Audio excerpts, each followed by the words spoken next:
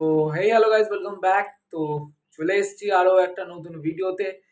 আর আজকে কিন্তু একটা আপডেট আছে, আউটগোয়িং এর আপডেট, যেটা কিন্তু তোমাদের আমি আগেও জানিয়ে দিয়েছিলাম, আগের ভিডিওতে জানিয়ে দিয়েছিলাম। আর টাইটেল আর থাম্বনেল থেকে তো বুঝে গেছো যে কি আউটগোয়িং হয়েছে।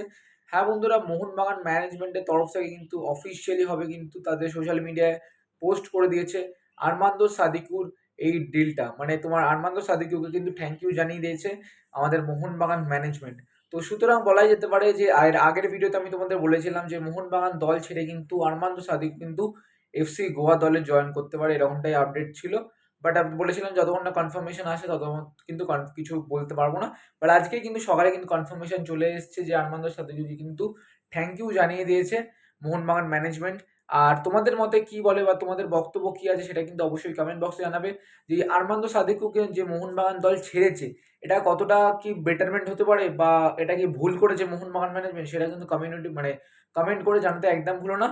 আর ব্যাস ভাই, সত্যি বলতে ভাই, আমার যদি বলো, আমার পার্সোনাল এক্সপিরিয়েন্স বলো যদি, বা আমার পয়েন্ট অফ ভিউ যদি বলো, যে আরমান্দো সাদিকুকে but not up to the mark. প্লেয়ারটা ভালো ভাই, প্লেয়ার আমি খারাপ বলবো না, প্লেয়ার ভালো ভাই, আমারও অত্যন্ত মানে ভালো লাগে প্লেয়ারটাকে। বাট সত্যি বলতে ম্যানেজমেন্টে হয়তো ভরসা রাখতে পারেনি এই প্লেয়ারের উপর।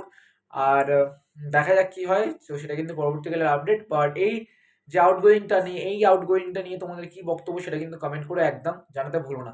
তো চলো বন্ধুরা, টাটা বাই বাই, দেখা হচ্ছে অন্য একটা ভিডিওতে।